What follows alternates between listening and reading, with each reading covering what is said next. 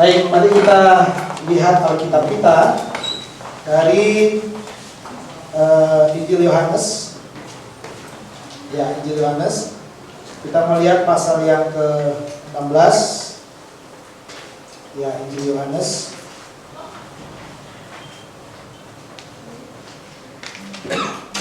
Yohanes pasal yang ke-16. Mari kita lihat ayat 4 sampai dengan ayat 15. Sekali lagi, Yohanes pasal yang ke-16 ayat 4b sampai dengan ayat yang ke-15. Baik, saya baca buat saudara. Demikian firman Tuhan. Hal ini tidak kukatakan kepadamu dari semula, karena selama ini aku masih bersama-sama dengan kamu. Tetapi sekarang aku pergi kepada Dia yang telah mengutus aku, dan tiada seorang pun di antara kamu yang bertanya kepadaku, kemana engkau pergi? Tetapi karena aku mengatakan hal itu kepadamu, sebab itu hatimu berduka cita. Namun benar yang kukatakan ini kepadamu adalah lebih berguna bagi kamu jika aku pergi. Sebab jikalau aku tidak pergi, penghibur itu tidak akan datang kepadamu. Tetapi jikalau aku pergi, aku akan mengutus Dia kepadamu. Dan kalau Dia datang, Ia akan menginsafkan dunia akan dosa, kebenaran, dan penghakiman. Akan dosa karena mereka tetap tidak percaya kepadaku, akan kebenaran karena aku pergi kepada Bapa dan kamu tidak melihat aku lagi, akan penghakiman karena penguasa dunia ini telah dihukum. Masih banyak hal yang harus kukatakan kepadamu, tetapi sekarang kamu belum dapat menanggungnya. Tetapi apabila Ia datang, yaitu Roh kebenaran, Ia akan memimpin kamu ke dalam sumber kebenaran. Sebab Ia tidak akan berkata-kata dari dirinya sendiri, tetapi segala sesuatu yang didengarnya itulah yang akan dinyatakannya. Dan Ia akan memberitakan kepadamu hal-hal yang akan datang. Ia akan memuliakan aku, sebab Ia akan memberitakan kepadamu apa yang diterimanya daripadaku. Segala sesuatu yang Bapa punya adalah aku punya. Sebab itu aku berkata, Ia akan memberitakan kepadamu apa yang diterimanya daripadaku. Sampai di sini pembacaan firman Tuhan. Bapak Ibu, saudara-saudara yang dikasihi oleh Tuhan, saya membaca buku James Montgomery Boyce. Dalam bukunya judulnya itu Dasar-Dasar Iman Kristen. Ia mengatakan begini: orang Kristen akan menghadapi bahaya subjektif dan objektif pada waktu mereka berpegang erat pada doktrin Kristen. Apa maksudnya? Kalau kita memahami doktrin itu hanya subjektif dari sudut pandang gereja kita, maka pada waktu kita berhadapan dengan gereja lain pasti ada benturan di sana. Itu bahaya juga, karena kadang-kadang perpecahan itu pun bisa disebabkan oleh yang namanya apa? Doktrin. Lalu yang kedua, saudara, kalau kita memahami secara objektif, jadi menerima apa adanya seperti itu pun akan menjadi sesuatu yang bahaya juga kalau tidak dilandaskan sepenuhnya kepada kebenaran Alkitab. Dewasa ini banyak orang memahami doktrin itu secara objektif. Jadi dia hanya melihat, oh ini benar, dia terima seperti itu, dan kadang-kadang itu berbahaya, saudara. Sehingga pada akhirnya sikat sana, sikat sini, akhirnya terbentur lagi. Nah, saya katakan kepada saudara, supaya kita tidak subjektif atau objektif, Tuhan Yesus memberikan Roh Kudus yang mampu mengendalikan kita untuk memahami banyak hal tentang doktrin yang sulit bagi kita. Karena bagaimanapun kita harus memahami, kita nggak bisa lepas dari yang namanya doktrin. Sekalipun sore ini saya tidak mengajar doktrin kepada saudara, ya doktrin pengajaran sesuai dengan format saudara, ya saya tidak mengajar itu. Tetapi yang mau saya katakan kepada saudara, apa yang dikatakan oleh Alkitab, kita harus bisa menerimanya sebagai kebenaran dalam hidup kita. Makanya bukan hanya itu, dikatakan di sini Roh Kudus juga akan menjadi sumber inspirasi. Nah, ini kata kuncinya, menjadi sumber inspirasi yang memampukan kita untuk melakukan kegerakan rohani. Jadi bukan hanya memahami doktrin. Saya sangat yakin gini, saya membaca buku juga, Katanya kalau orang itu paham doktrin Alkitab dengan baik, gerakan rohaninya juga jadi baik. Gitu ya. Tapi kalau orang tidak memahami doktrin Alkitab dengan baik, maka akan terjadi penyesatan-penyesatan dalam diri. Dalam arti dia bisa tersesat dengan hal-hal yang tidak perlu. Makanya saudara, yang paling baik sebenarnya adalah Anda memahami Alkitab itu dan Allah melihat konsep Alkitab itu dengan baik dan meminta pertolongan daripada Roh Kudus untuk mengendalikan saudara, sehingga melalui pemahaman doktrin yang baik itu, saudara dibawa kepada kegerakan rohani yang luar biasa, sehingga terjadi perubahan demi perubahan di dalam hidup kita. Ya kan? Kan nggak ada yang instan. Orang bertobat instan nggak? Enggak. Pasti dia berdiskusi. Pasti dia mendengarkan kebenaran dalam Alkitab. Ya, doktrin dalam Alkitab itu didengar dengan baik, dipahami dengan baik, dan itulah yang membuat dia menerima Yesus sebagai Tuhan dan Juru Selamat pribadi. Jadi, saya sangat percaya sekali saudara, kalau dikatakan Roh Kudus itu sumber kegerakan rohani, berarti kita harus bergantung sepenuhnya kepada Roh Kudus itu waktu kita membaca Alkitab dengan baik. Amin. Karena sumber doktrin kita itu harus Alkitab. Doktrin itu pengajaran ya. Jadi sumber pengajaran kita itu adalah Alkitab. Jadi untuk bisa paham Alkitab dengan baik, satu-satunya kita harus diterangi dengan Roh Kudus. Setuju ya? Iya. Jangan double gitu. Roh Kudus sudah ini kebenarannya, kita bilang enggak, ini bukan ini kebenaran. Ya enggak? Alkitab udah bilang nggak boleh kawin cerai. Kan zina dia. Karena zina boleh dong nikah lagi, katanya gitu. Itu dipaksakan, diada-adakan, ya kan? Ya kan saudara? Karena memang doktrin Alkitab udah jelas. Ya, pakai contoh. Kan PL yang ngajar perpuluhan, beda. Jelas kan? Kan kita selalu bilang gitu kan? Nah, kalau kita pahami doktrin itu dengan baik, Roh Kudus ngajarin kita. Memang PB itu ngajarin perpuluhan dengan detail seperti PL. Tapi PB itu ngajarin kasih semua. Jadi semua milik Tuhan. Tubuhmu, semuanya ini milik Tuhan. Hartamu pun milik Tuhan. Kalau begitu, setiap minggu berilah semuanya. Amin. Berat.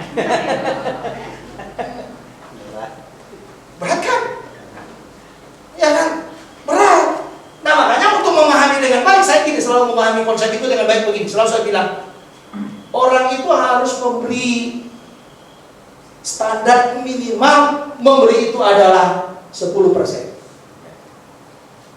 Berarti kalau orang nggak sanggup memberi 10%, saudara, berarti dia masih di bawah perjanjian lama. Amin? Nggak amin juga. Berat sekali kan? Berat nggak? Makanya perlu pertolongan Roh Kudus untuk itu, saudara itu. Ya kan? Karena apa? Karena kita itu selalu diberi apa? Nggak mengikuti apa kata Roh Kudus dalam kegerakannya, sehingga yang terjadi dalam diri kita itu roh pelit. Mau ngasih pelit nih.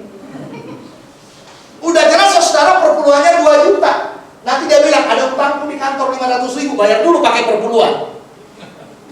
Sehingga dia stop 1,5 juta. Waktu ditanya kenapa 1,5 juta? Ada utang. Lalu perpuluhan bayar utang. Udah jelas perpuluhan itu dibilang dibawa ke rumah Tuhan. Jelas ya? Nanti ada orang yang susah, dia bilang saya kasih untuk orang yang susah perpuluhan saya. Ada nggak ajaran dalam Alkitab yang mengatakan perpuluhan dikasih kepada orang sakit? Nggak ada. Ya, untuk orang sakit ya keluarkan lagi jatah untuk orang sakit, jangan ambil dari perpuluhan. Jelas nggak, saudara? Jelas nggak? Kita ini banyak orang-orang yang suka-suka kita. Sehingga apa? Kegerakan rohani itu menjadi tumpul. Padahal hari ini kita belajar bahwa Roh Kudus itu sumber dari kegerakan rohani. Bukan kegerakan rohani hanya kita penyembahan, bukan. Bukan kegerakan rohani jadi kita rajin belajar. Justru yang saudara nggak tahu itu yang saya buka hari ini kepada saudara. Memberi. Itu juga kegerakan rohani loh. Roh Kudus itu sumber kegerakan rohani yang menggerakkan banyak orang. Untuk apa? Untuk mau memberi. Standar memberi 10%. Kalau belum lulus 10%, berarti belum mengikuti kegerakan rohani. Amin. Nah, itu saya setuju kalau saudara amin. Nanti sudah ada perubahan 1 menit saya bicara kepada saudara.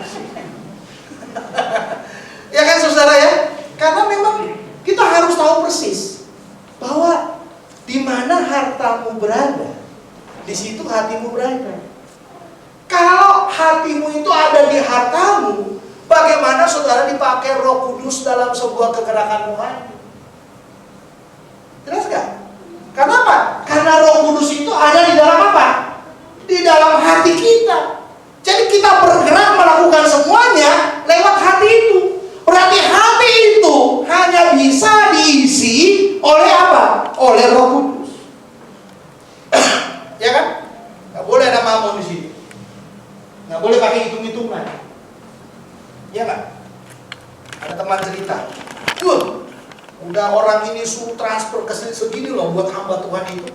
Orang ini transfer jadi segini. Terus saya bilang, hamba Tuhan mau bicaranya marah? Enggak, karena saya tahu persis hamba Tuhan itu katanya nggak pakai hitung-hitungan. Good. Yang dosa berdarahnya, nahan yang sudah diperintahkannya. Ya nggak saudara? Kita udah diperintahkan kita harus memberi sekian misalnya kepada hamba Tuhan itu. Lalu kira-kira kita kurangin. Hamba Tuhan mau dikasih berapapun dia tetap apa? Haleluya, puji Tuhan kok hamba Tuhan itu. Percaya nggak? Percaya nggak? Percaya, saudara harus percaya. Nanti sekali-sekali jalan-jalan ke rumah saya. Dapat berkat ya tinggal diangkat kepada Tuhan. Tuhan terima kasih berkati gereja yang sudah memberi.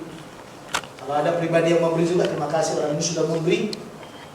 Kayak gitu hamba Tuhan. Gak pernah dibilang, Tuhan engkau jadi hakim atas aku dan dia. Gak pernah ada dua-duanya.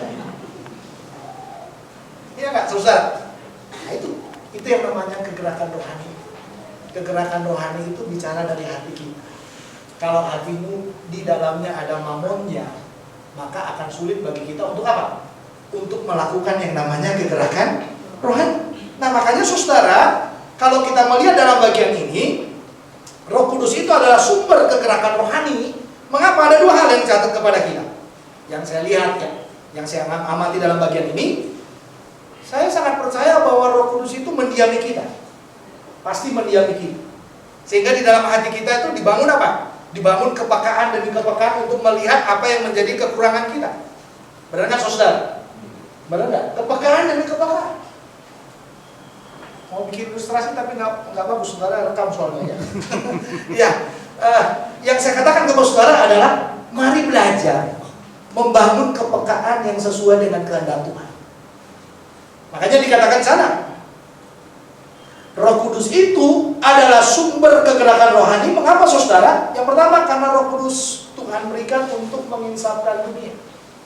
Dalam arti pekerjaan Roh Kudus yang pertama adalah untuk dunia ini, untuk dunia. Jelas ya? Dunia. Nah itu sebabnya dunia ini cenderung akan menganiaya orang-orang yang percaya kepadanya. Hal ini dilakukan karena apa? Karena mereka tidak mengenal Tuhan. Roh Kudus datang untuk menginsafkan mereka. Nah, itu sebabnya saudara, kata menginsafkan dalam bagian ini merujuk kepada apa? Mengingatkan, menyadarkan, bahkan mempertobatkan. Itu menginsafkan. Sekali lagi ya, menginsafkan itu adalah mengingatkan, menyadarkan, bahkan mempertobatkan. Makanya menginsafkan dunia akan dosa, akan kebenaran, dan penghakiman. Akan dosa. Kenapa? Roh Kudus itu harus menginsafkan dunia ini akan dosa. Karena dunia tidak percaya kepada Yesus. Jadi Roh Kudus itu terus, istilahnya orang begini, istilahnya saya begini, Roh Kudus itu terus bicara kepada orang-orang ini. Orang-orang radikal, orang-orang pendosa, orang-orang pengedar, para wanita tunggal susila, orang-orang yang tidak benar, yang hidupnya hitam. Roh Kudus itu selalu bicara di situ. Makanya kadang-kadang diizin diriku semuanya, ditangkap semuanya. Tujuannya apa? Supaya insaf. Ya nggak saudara? Kadang-kadang kita juga, kalau kita melihat saudara, Gak boleh ini, gak boleh itu. Ditekan di sini, ditekan di situ. RT menekan, RW menekan, lurah menekan. Orang percaya berlutut. Supaya apa? Supaya Roh Kudus menginsapkan mereka sehingga memberi kesempatan kepada gereja untuk melayani. Jelas ya? Makanya orang percaya itu kalau udah gak ada tantangan, saudara, gak asik. Amin. Amin. Tantangan itu harus muncul supaya apa? Supaya lututnya mulai dipakai. Kalau lututnya sudah mulai dipakai, dia berseru kepada Tuhan, maka Roh Kudus itu akan bergerak. Siapapun, dia akan insapkan. Lalu yang berikutnya dikatakan apa? Akan kebenaran. Karena aku pergi kepada Bapa dan kamu tidak melihat aku lagi. Kebenaran yang bagaimana? Kebenaran tentang Yesus yang sering diperdebatkan itu. Ya, Yesus yang pergi naik ke surga itu, yang kita yakini menyiapkan tempat bagi kita dan ditertawakan oleh dunia ini. Dan Roh Kudus berperan di sana menginsapkan supaya masuk surga itu tidak lewat apa? Tidak lewat rambut dibelah 7. Satu rambut aja nggak mungkin, apalagi dibelah 7, saudara. Itu yang disebut menginsapkan akan kebenaran itu. Jadi kita perlu benar-benar memahami bahwa jalan keselamatan satu-satunya itu adalah siapa? Adalah Yesus yang sudah mati, yang sudah bangkit, yang naik ke surga, dan sekarang menjadi imam yang bersyafaat kepada kita, berdoa untuk kita, dan tidak pernah berkata, doakanlah aku. Amin. Ini dibilang akan kebenaran. Lalu akan penghakiman. Kenapa? Karena penguasa dunia ini akan dihukum. Siapa penguasa dunia ini? Adalah siapa? Opung Lucifer. Iya kan? Opung Lucifer itu masuk ke semuanya, ke semua lini. Dia masuk ke semua lini, sehingga semuanya jauh daripada Tuhan. Lalu Roh Kudus datang ke sana. Gak bertobat. Lucifer nggak bertobat itu orang-orang yang dia, maksudnya yang dirasuk itu, saudara, nggak bertobat, nggak mau meninggalkan si Lucifer itu, berarti nasibnya sama dengan opungnya.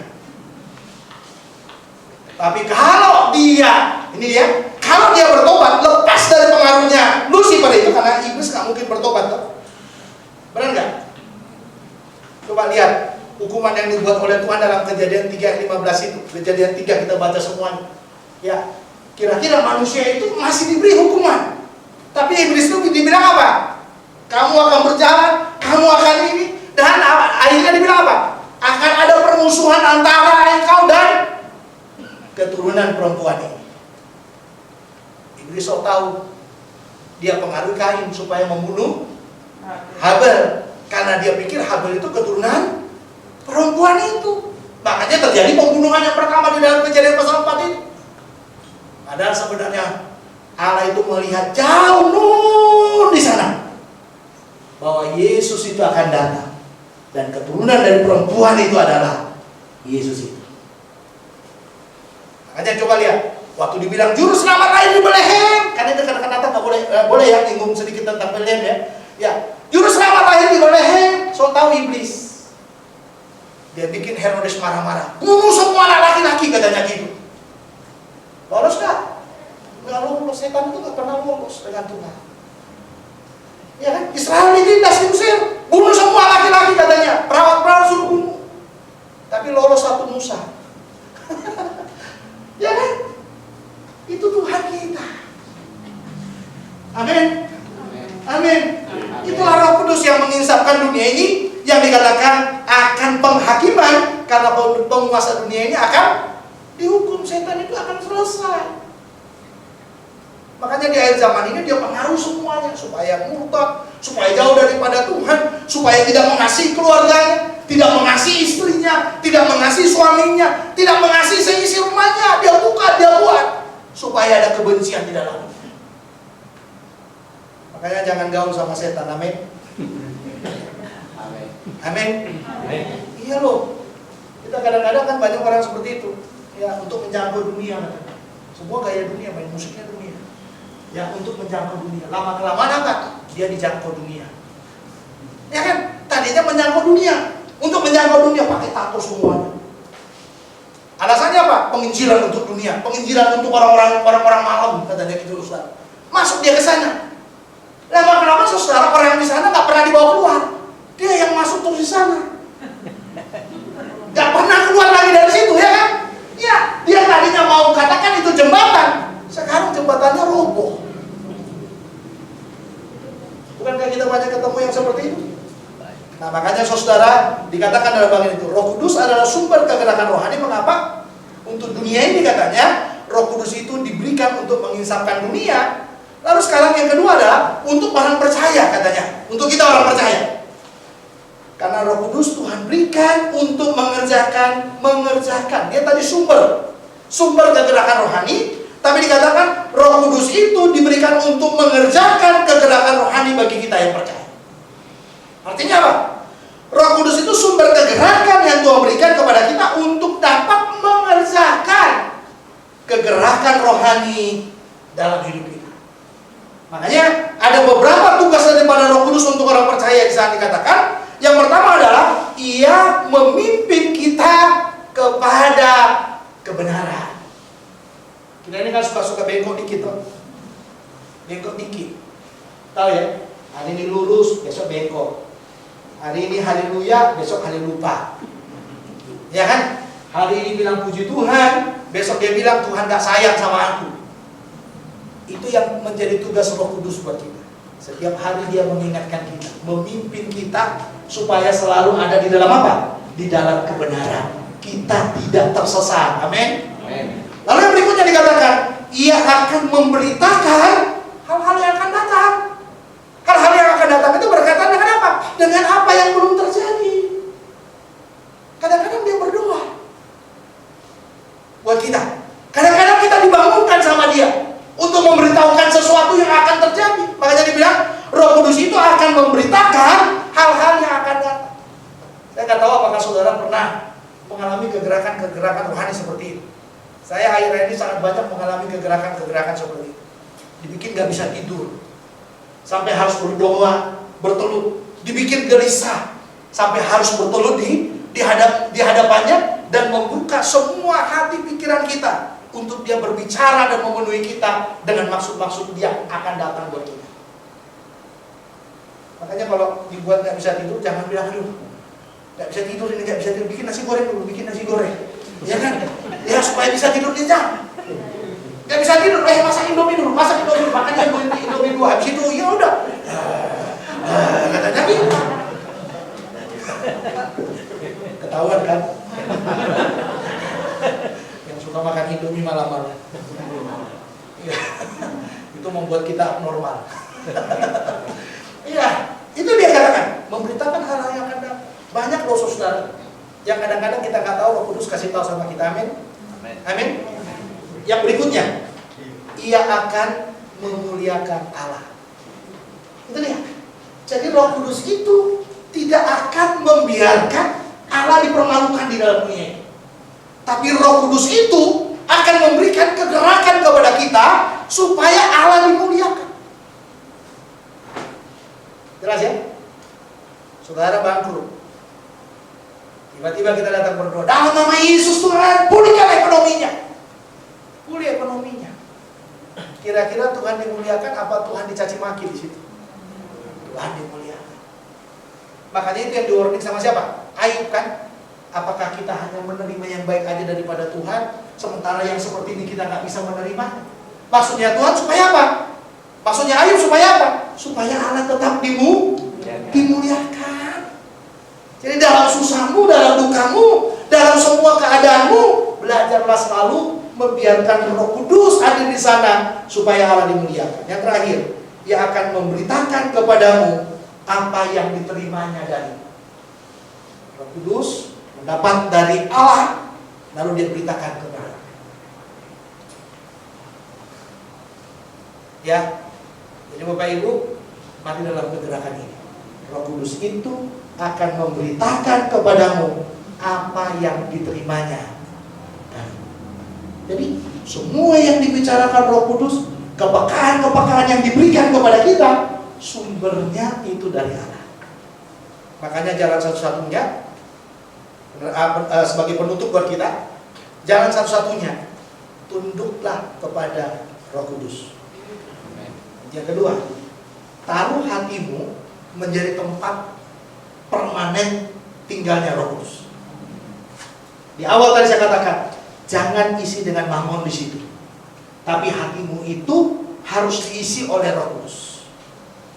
Yang ketiga, kepekaan demi kepekaan untuk mendengarkan Roh Kudus itu jangan pernah katakan itu sudah tidak ada. Siapa yang mengatakan kepekaan demi kepekaan yang diberikan Roh Kudus sudah tidak ada, lama kelamaan dia akan menjadi tuli dan tidak bisa mendengar suara Tuhan dengan baik. Ya, jadi jangan, wah menurut Alkitab itu hanya untuk orang-orang. Jangan saudara. Perjanjian baru itu jelas. Kegerakan Roh Kudus itu jelas di dalam perjanjian baru. Sekali lagi saya katakan kepada saudara, jangan pernah menutup semua kepekaan demi kepekaanmu kepada Roh Kudus. Atau jangan pernah menutup gerakan rohani yang dikerjakan oleh Roh Kudus dalam dirimu. Siapa yang menutup, dia akan menjadi tuli dan tidak bisa mendengar suara Tuhan dengan baik. Mari kita berdoa.